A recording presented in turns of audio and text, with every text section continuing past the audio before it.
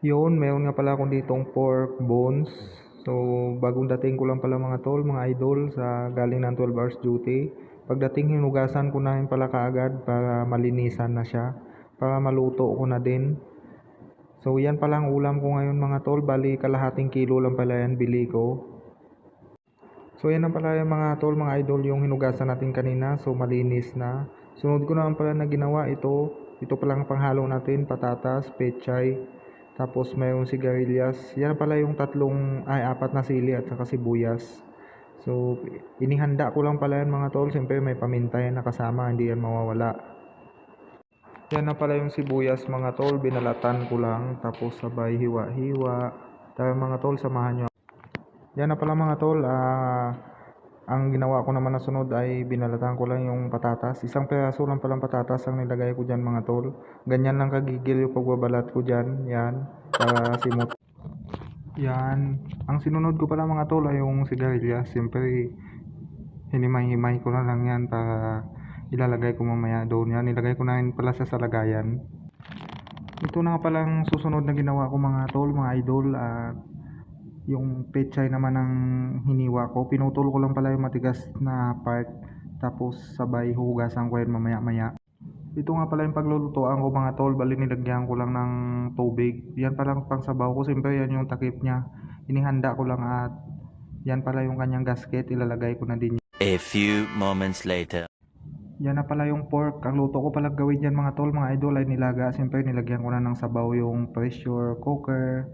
Ilalagay ko na rin pala dyan yung mga hinugasan natin kanina na pork na bones. Yan, balik kalahating kilo pala yan. Sakto na pala yung tubig niya mga tol. Siyempre ilalagyan ko na rin ng paminta. Sama na po kasi yan sa paglalaga niya mamaya. Tapos siyempre titimplahan na rin natin yan. Yan na pala yung pork natin mga tol. Inilagay ko na pala sa pressure cooker sabay takip. Inapuyan ko na rin pala yung mga tol. Antayin ko na lang yan makumulo. Meanwhile. Yan. Ang sunod ko pala na may ginawa mga tol ay yung sigarilyas. Siyempre minikos-mikos na namin. Insan ko yan. Sabay ahon.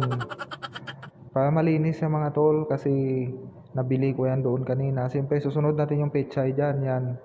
Ganun din ginawa ko. Hinugasan ko lang din yan.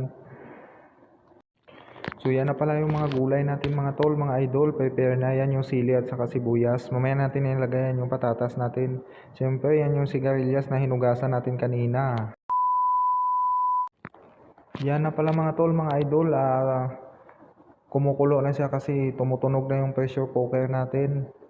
Yan, magbilang lang pala tayo mga tol, mga idol. Nang simula ng pagtunog niya, mga 10 minutes, all goods na yan. Malambot na yan siya mamaya. Yan na pala mga tol, mga idol, after 15 minutes, pinatay ko na din yung apoy. Siyempre, kakalangan natin yan para sumingaw yung pressure niya. Yan palang gagawin natin mga tol. Siyempre, hindi natin pwede yan bubuksan kaagad. Yan, tapos pwede na yan buksan mga tol pag sumingaw na siya.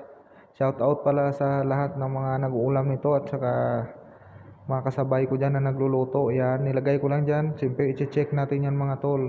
Kung goods na, nilagay ko na din yung sibuyas tsaka patata. Yan na pala mga tol, mga idol. Minikos-mikos ko lang yan para mga ipailalim yung patatas. Siyempre, dinagdagan natin ng sabaw yan at saka patis kasi mukhang kukulang siya sa alat mga tol. Yan pala yung sili natin mamaya natin ilalagay. Siyempre, yan yung sigarilyas, yan yung pechay. Nakaprepare na yan lahat mga tol, mga idol. Siyempre, after a few minutes mga tol, mga idol, kumulo na din. Siyempre, ilagay ko na din yung sigarilyas. Yan, saka sili, sinabay ko na din pala yung mga tol, nagkahinog na yung siling green ko, sabay mikos-mikos para hahalo siya. 2,000 years later. Sinunod ko na yun pala mga tol, nilagay ko na din yung pechay, madali lang naman kasi lumambot yung sigarilyas. Siyempre saglit lang yung nakulo. Timplahan na yun pala natin yan ng magic sarap para sasarap yung lasa. Yan na pala mga tol, mga idol, hinalo ko lang ng konti para mix yung gulay na nilagay natin dyan. Tapos maya goods na. Eventually. Yan na pala ang ulam ko mga tol. Magpe-plating na pala tayo this time. So magdi-dinner na pala ako. Tara mga tol, kain tayo. Shout out to all followers and viewers pala. Siyempre hindi ko makalimutan mega love and big shout out si best friend ko dyan sa Dammam, Saudi Arabia, si Mitch Arcohada. So ingat ka palagi dyan kaibigan. Hanggang dito na lang.